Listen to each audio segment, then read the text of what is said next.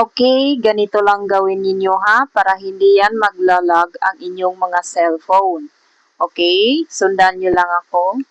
Punta kayo sa Play Store, and then, i-click niyo yung profile nyo dyan sa taas. O, dyan sa taas ha. Tapos, i-click niyo yung Manage App and Device. And then, i-click niyo yung Manage.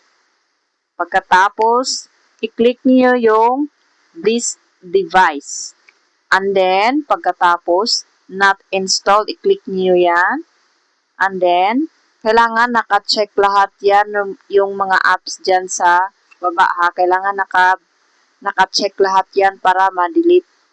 Okay? And then, i-click niyo yung X sa taas. And then, click remove.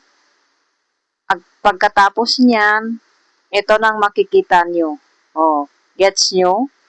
Salamat!